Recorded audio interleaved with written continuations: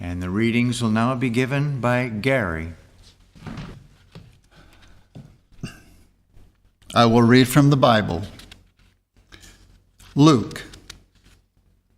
Glory to God in the highest, and on earth peace, goodwill toward men. Micah. Wherewith shall I come before the Lord, and bow myself before the high God? He hath showed thee, O man, what is good. And what doth the Lord require of thee, but to do justly, and to love mercy, and to walk humbly with thy God?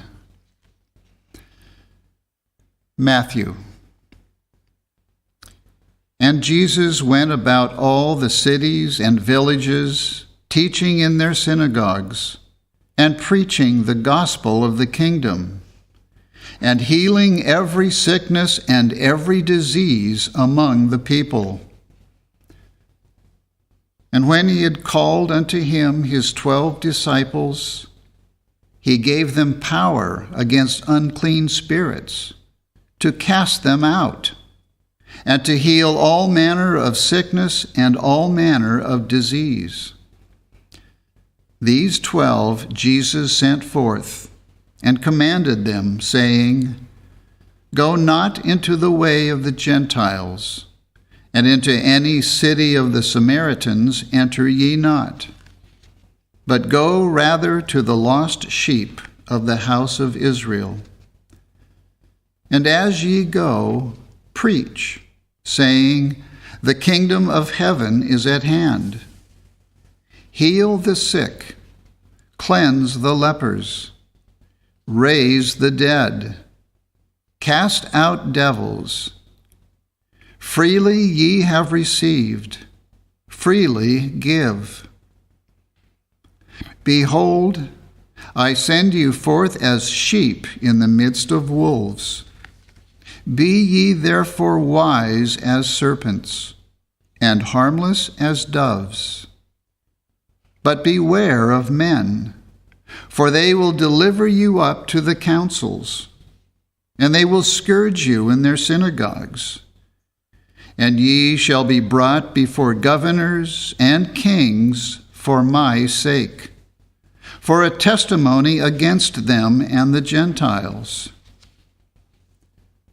But when they deliver you up, take no thought how or what ye shall speak, for it shall be given you in that same hour what ye shall speak. For it is not ye that speak, but the Spirit of your Father which speaketh in you.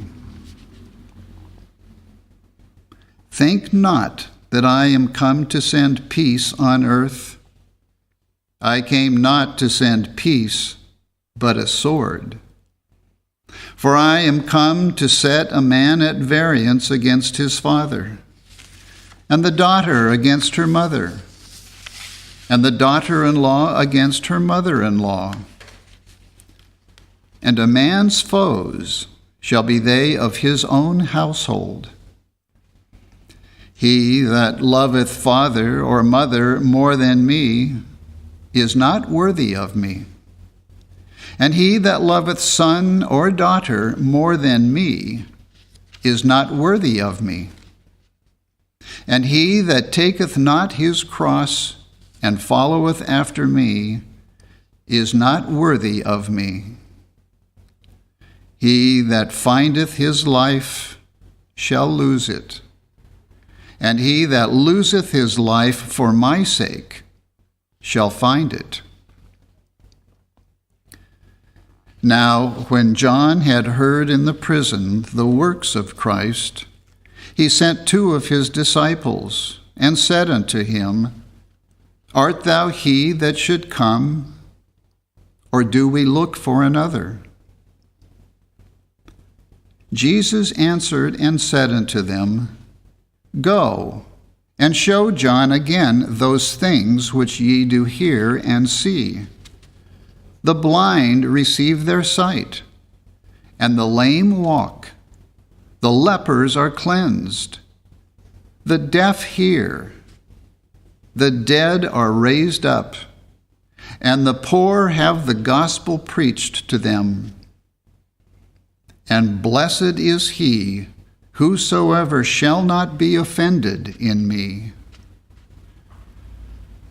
Come unto me, all ye that labor and are heavy laden, and I will give you rest. Take my yoke upon you, and learn of me, for I am meek and lowly in heart, and ye shall find rest unto your souls. John. Peace I leave with you. My peace I give unto you. Not as the world giveth, give I unto you. Let not your heart be troubled, neither let it be afraid. These things I have spoken unto you, that in me ye might have peace. In the world ye shall have tribulation. But be of good cheer. I have overcome the world.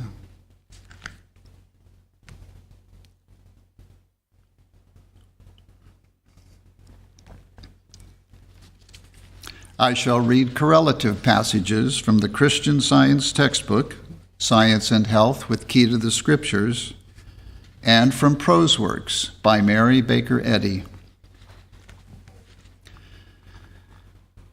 The nature of Christianity is peaceful and blessed.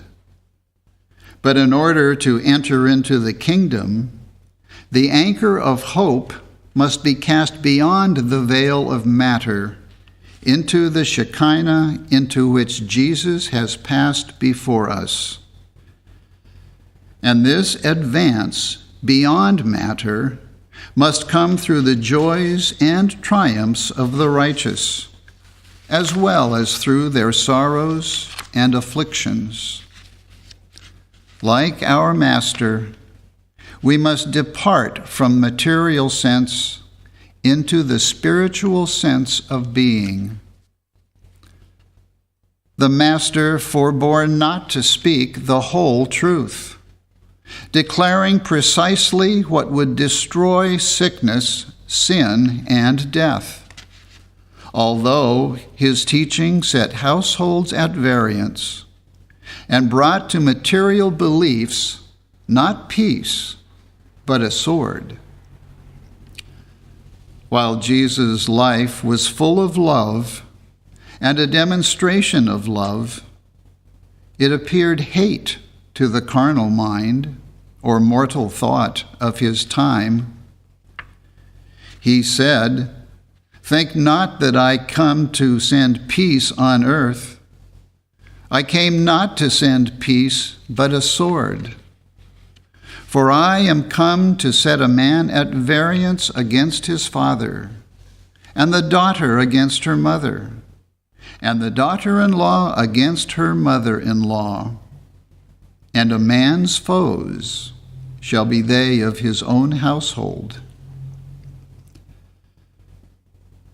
This action of Jesus was stimulated by the same love that closed to the senses that wondrous life, and that summed up its demonstration in the command, "Put up thy sword."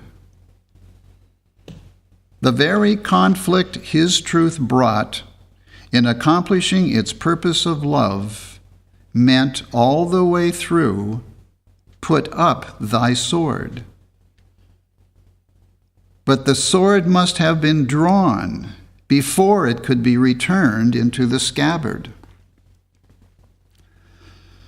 The Christian Scientists cannot heal the sick and take error along with truth, either in the recognition or approbation of it. This would prevent the possibility of destroying the tares. They must be separated from the wheat before they can be burned, And Jesus foretold the harvest hour and the final destruction of error through this very process, the sifting and the fire. The tendency of mortal mind is to go from one extreme to the other. Truth comes into the intermediate space saying, I wound to heal. I punish to reform. I do it all in love. My peace I leave with thee. Not as the world giveth, give I unto thee. Arise, let us go hence. Let us depart from the material sense of God's ways and means and gain a spiritual understanding of them.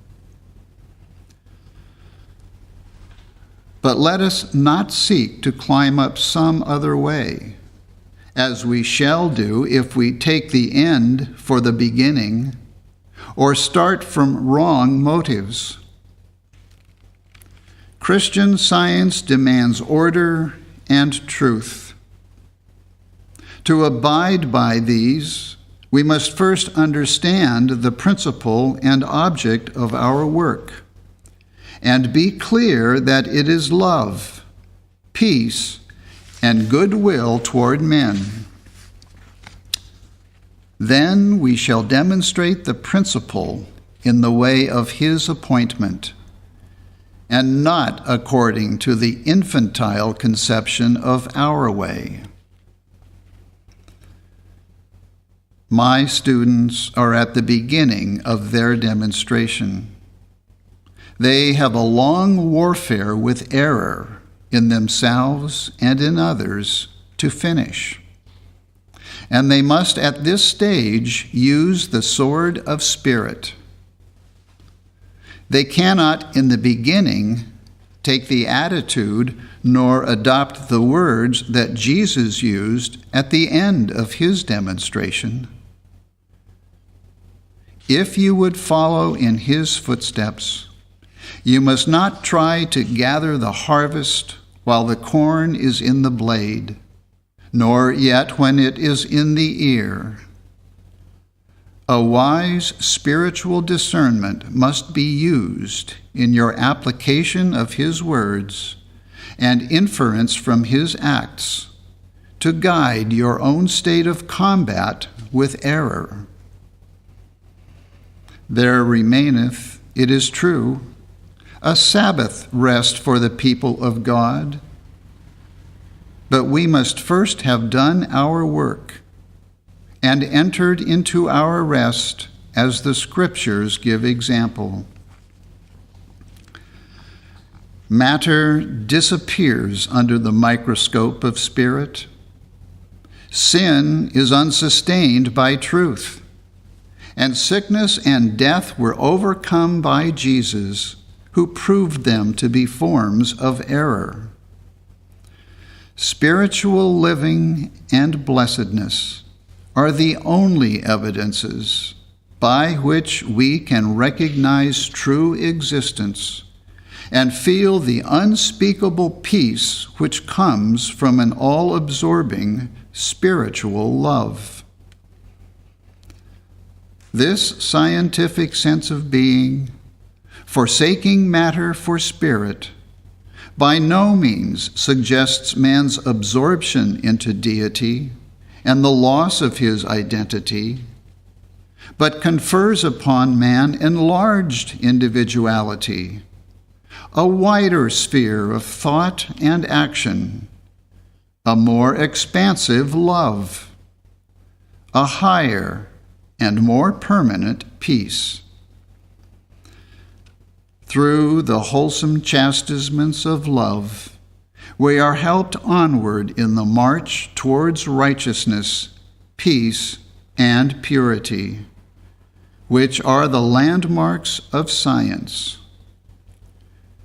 Beholding the infinite tasks of truth, we pause, wait on God. Then we push onward, until boundless thought walks enraptured, and conception unconfined is winged to reach the divine glory.